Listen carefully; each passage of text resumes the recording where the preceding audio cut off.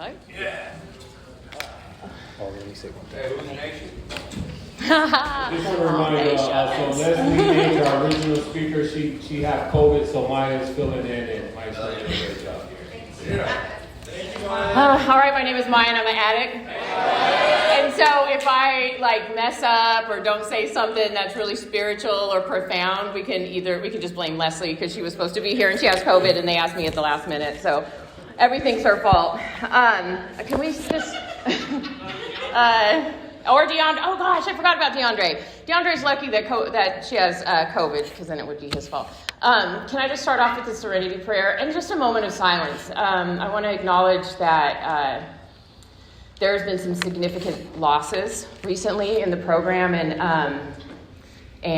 our PACNA committee lost one of our long-term service members, and haven't really been in a meeting very much since then. And so if we just have a moment and just send some thoughts out for Jasmine Bowman's babies. I'm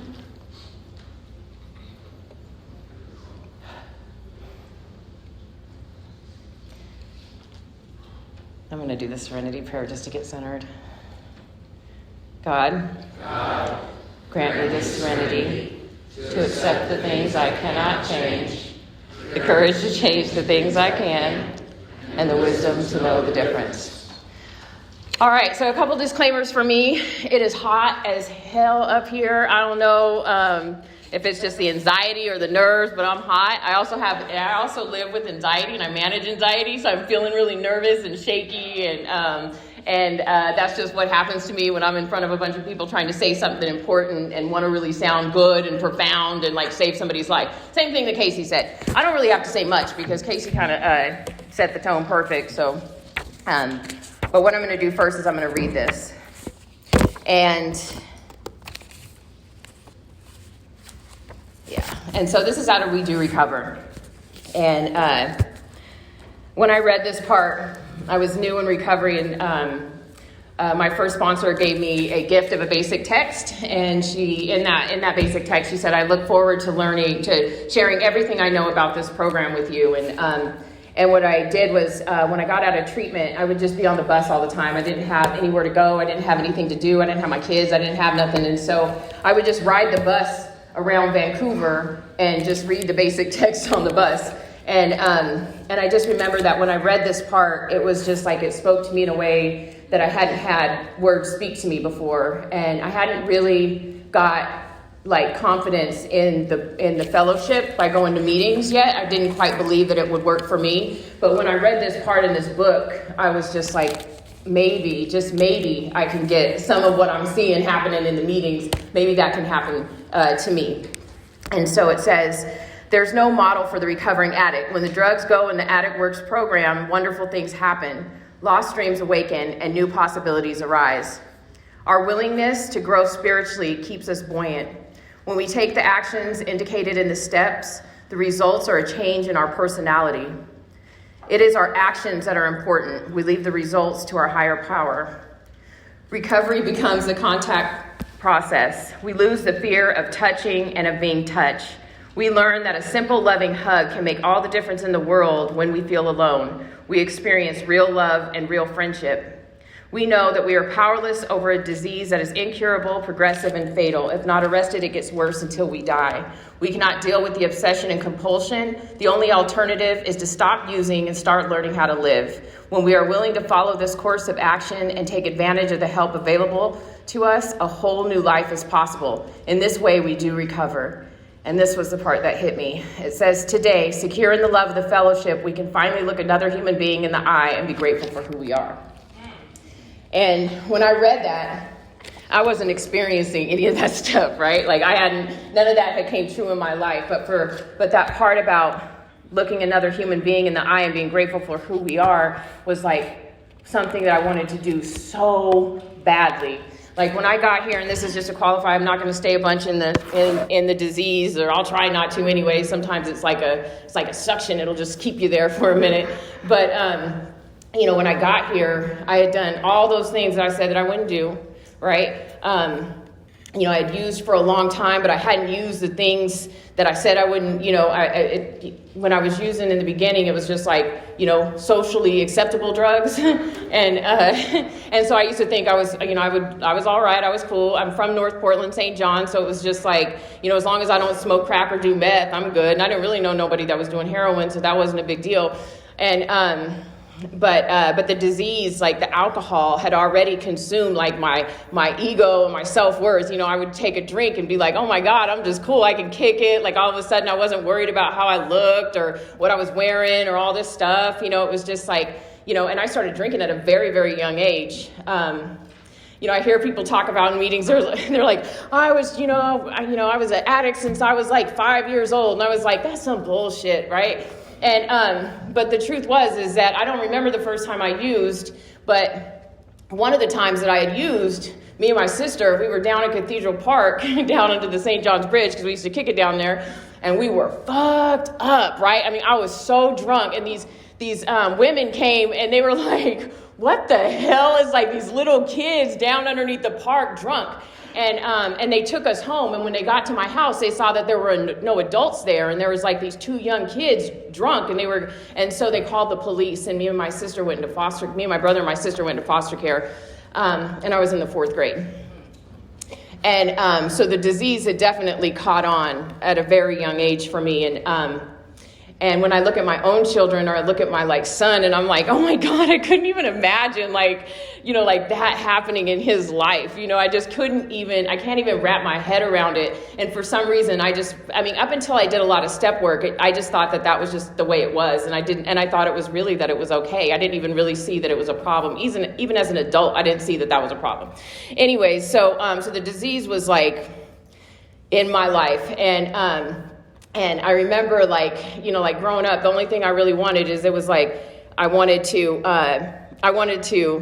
get me a hustler dude, right? Somebody that sold dope, have a baby, and live in the villa. And at some point, all of those dreams came true. And I really thought as long as I don't smoke crack, I'm not an addict.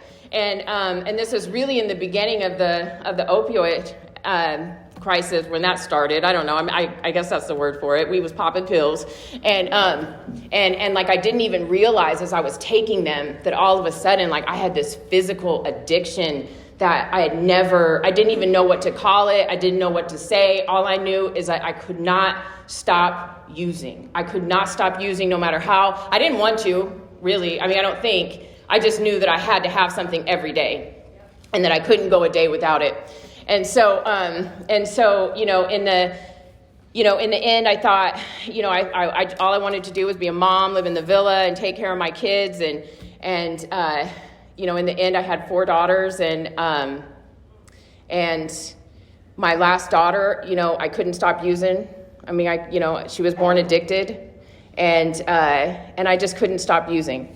And so when it talks about looking somebody in the eye and being grateful for who you are, I had so much shame and guilt over all of the things that I did that I just would just walk around and just look down at the ground. I wouldn't look at nobody. I would just kind of just look down. If I'd see feet, I'd go this way. If I'd kind of go in the store and just kind of plan whatever I wanted and grab it and leave. And I just didn't want to be seen. I felt like if I looked up and you saw me, you would see all of that shit. You would see that I was a dope fiend. I had a baby born addicted. I had, I didn't have any of my kids. I couldn't pay my rent. I had Section 8. It was $50. I couldn't pay that. Everything was just, everything that I thought that I was, or any kind of moral or any kind of self-worth that I had, it was I'm not going to do this. I'm not going to do it this way. I'm not going to do it like that. I'm not going to do this to get it. And when the drugs were on the other side of that value or moral, I would just wipe it away, right? And I forget. I just pretend like I didn't have that. It was just it's all good. It's all good. I ain't tripping. This way is healthier anyways. It's the cotton strains out the bad stuff. I would tell myself all kinds of shit to make excuses to continue to use and justify and rationalize how I did it. And so in the end, it was in the end, I had nothing. And I just remember that that I just like prayed one day. And the only time I had ever stopped using was when I went to jail. And I literally prayed. I was like, oh my God, I just wish I would go to jail again. And I'm talking about, jail, dirty, stinking ass clothes. Like I remember I rinsed my shirt out like 20 times and the water was still coming out brown and gross. But like, I just prayed that God would like intervene in my life and like put me in jail, because that was the only thing I could reference stopping using, was going and like being removed completely from it and like having no choice but not to use. And so I remember one night I just prayed. I was like, God, please, like, just help me. Like, just help me to stop, like, to find a different way. And the answer, like, really weird. I was probably in psychosis. I was up for a long time because I was kind of like the woman who swallowed a fly. She swallowed a fly to catch the spider, da-da-da-da-da-da-da-da-da. So I was like, okay, I was like the little woman. I did the drink. I did the pills to stop the this. I did the methadone to stop the this. I did the meth to stop the this. Like I would just do like drug after drug after drug to try to like combat the last thing, thinking that was going to help me stop. Not stopping. I was thinking that another drug was going to help me and be better. And so, in the end, I was like complete psychosis, and I prayed, and I remember like clear as day, like the word came into my head, detox. And I was just like, whoa, that was weird. And I believe that like God, like I believe like I was on the hook to the slaughterhouse, and I was on my way to the damn slaughterhouse, and it was just like right before it was about to happen, like God was like, I'm just gonna pick her ass up, because she can't make this choice on her own. I'm gonna throw her over here and see what happens, because there was nothing that I did that got me this way of life. There was nothing. I'm not more committed. I'm not smarter. I'm not more intelligent. I wasn't like doing things. I was fucking up. I was doing all kinds of crazy shit. And I don't know why I deserve the life that I live, but I'm so grateful for it. And that day I called this number in Vancouver, and this woman answered, and she was like, yeah, we have a detox here. We just opened it. We just opened it about a week ago. And if you want to come, you got to come right now. Like today, right now.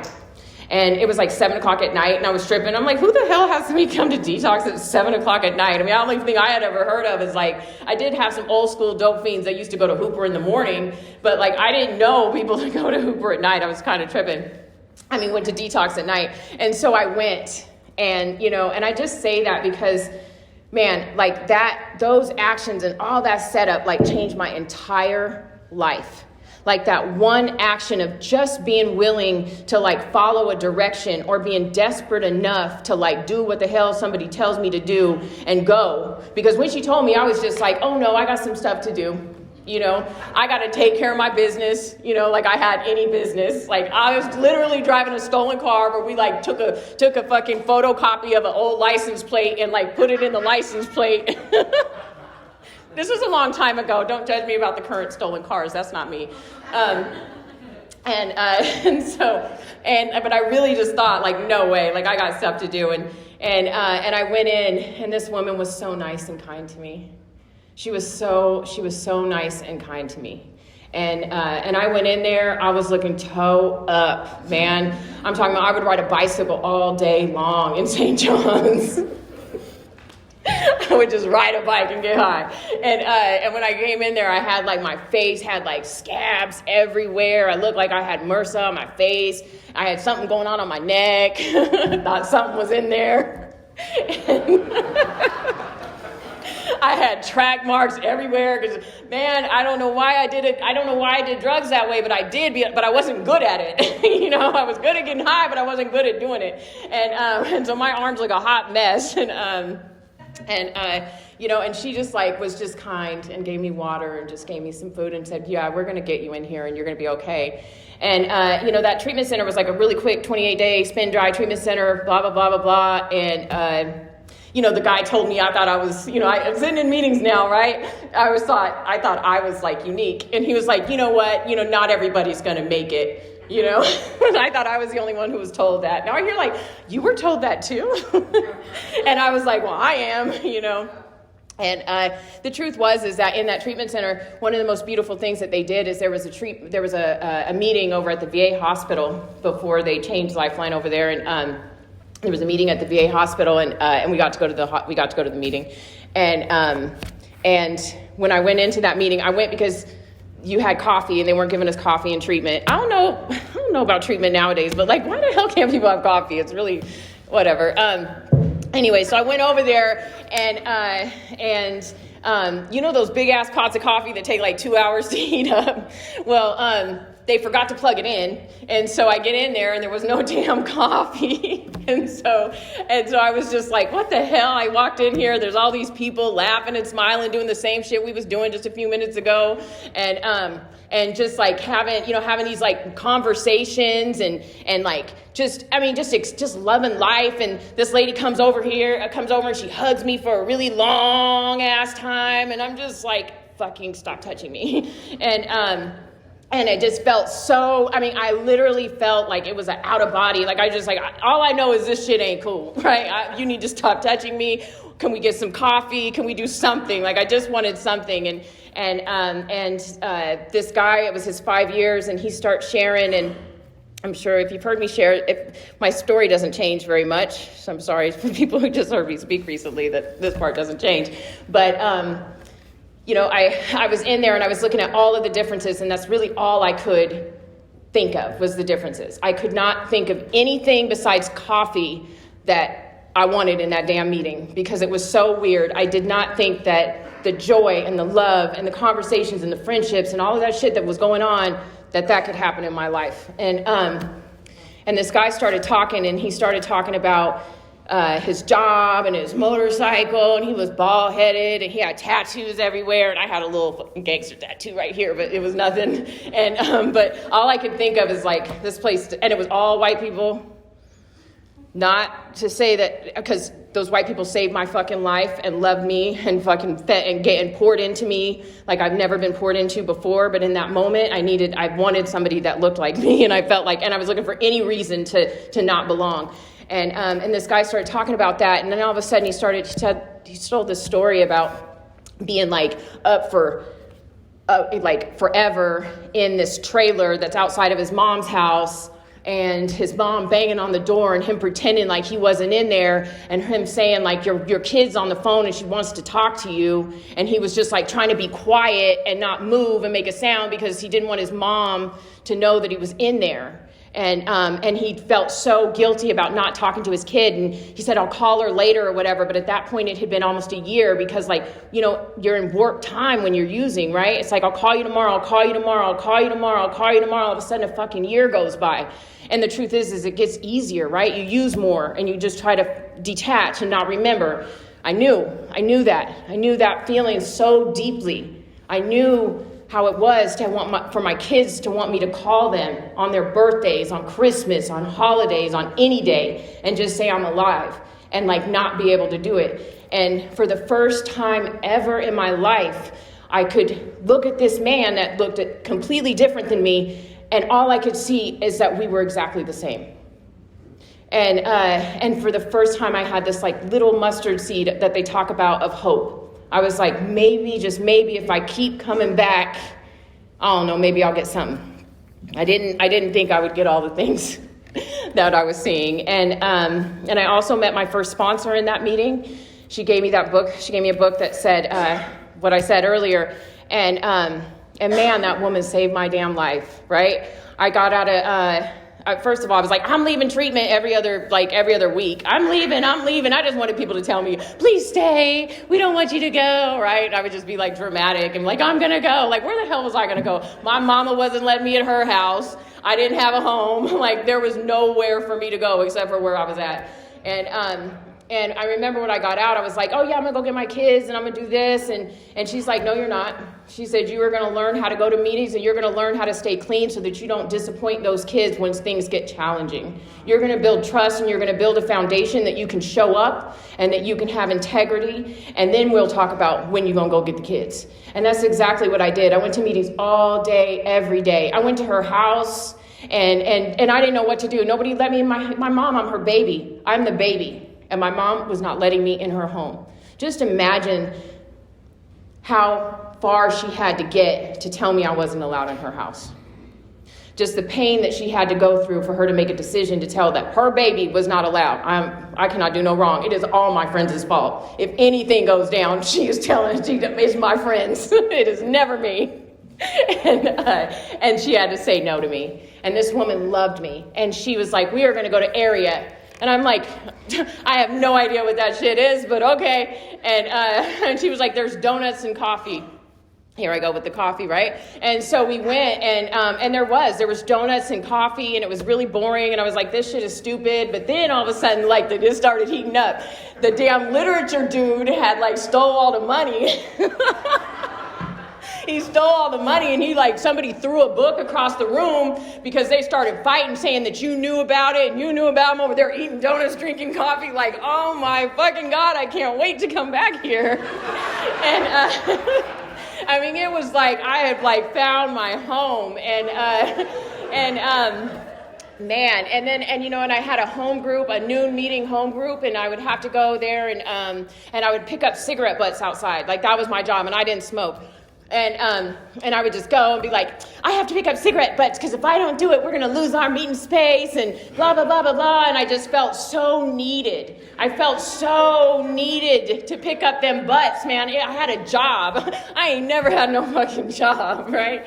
And I just know that those little esteemable actions that I would do in those meetings and just those little baby steps of being welcomed in somebody's home with their children and their damn cat, and or going to, picking up cigarette butts or doing all this stuff, or somebody giving me just all of those things. And I started to the life started to come back into me again.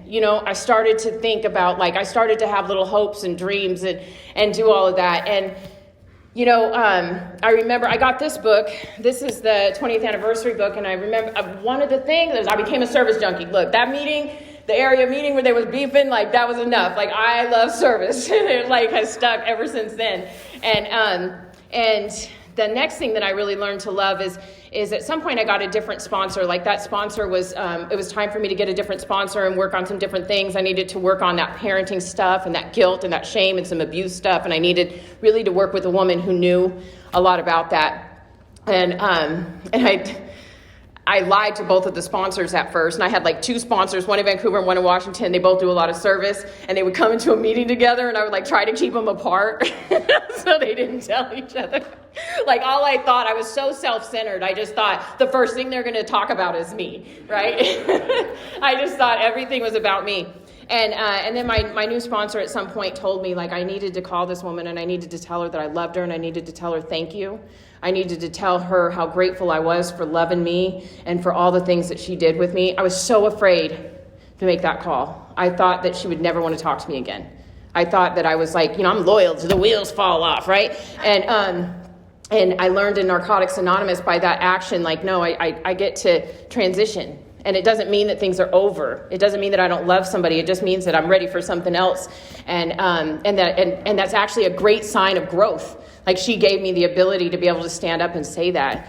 And so my next sponsor, I went to my first convention of Narcotics, World Convention of Narcotics Anonymous, and I was the newcomer at the table. I had a year clean, and so I got this book, and I just remember I was running around and having everybody sign it and doing all this stuff, and I look at these signatures in here today, and so many of these people that I had no idea who they were all around the world. They're friends with them. It's so crazy. I got to meet Sarah at doing service. I was doing service. I was pissed off because I had to sell merchandise because they wouldn't let me at the cash register because I had under 5 years clean. And so I had a resentment because I was just well, I got a year. Why can't I run the money?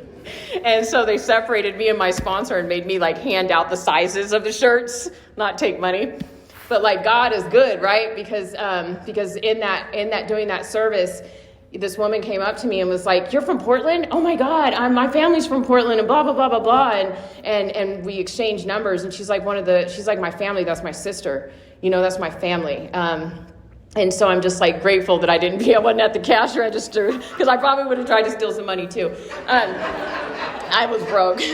But like fast forward, what I want to say is that, in Narcotics Anonymous, everything that I've dreamed for has come true. And I don't always talk about this. Usually I just say, you know what, I had an 8th grade education, I got a GED, and that was a fucking miracle, right? Because I did. I was 30 something years old. I had only been to the 8th grade, and was pregnant in the 9th grade. Like I didn't have any skills.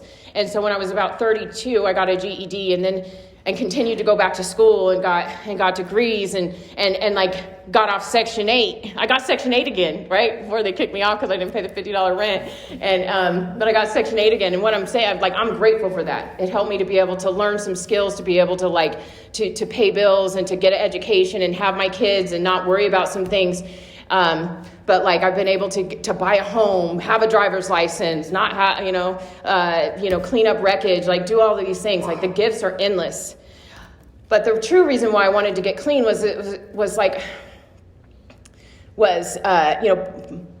part of the reasons why I wanted to get clean is I'm going to break the cycle of this disease. I'm going to break the cycle of how it shows up in people's lives. My kids are not going to be addicts.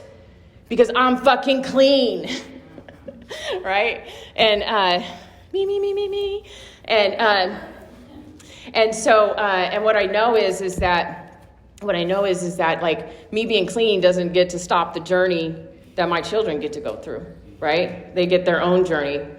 And it's been one of the hardest things that I've had to go through in Narcotics Anonymous is watching the disease show up in my children.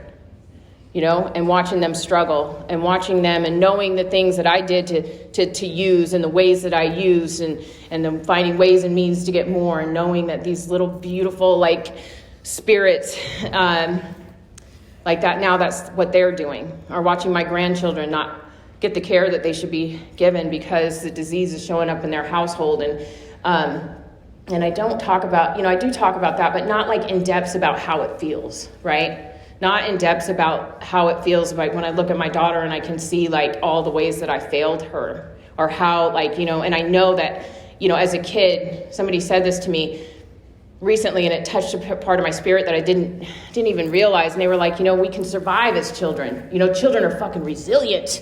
They can go through some shit and they will make it through and they'll still even want to be in those spaces that were that challenging. It's not what happens when they're kids. It's how it shows up when they're adults, right? That's when it really expresses itself is as they're adults.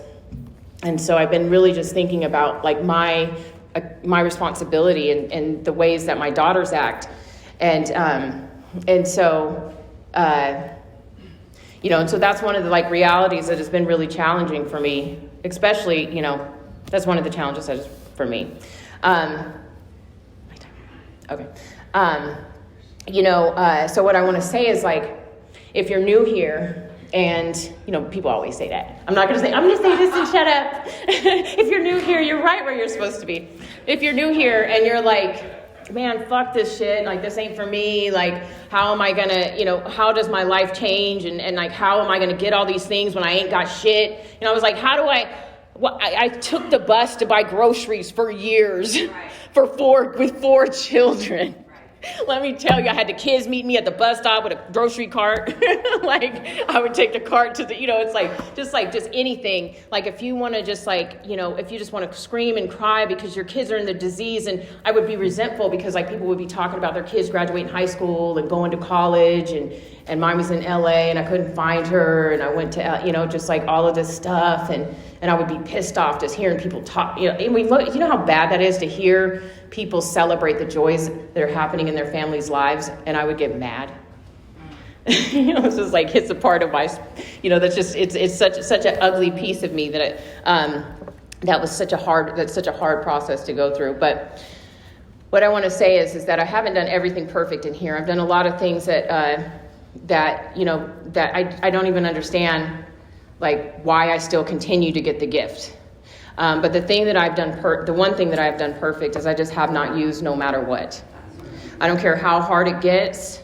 I don't care who leaves. I don't care who comes in. I don't care, I don't care what the kids go through. I don't care about anything. The only thing where they even have a shot at me showing up for them, or that my mom has a shot, or that the community has a shot, is if I stay clean, like no matter what.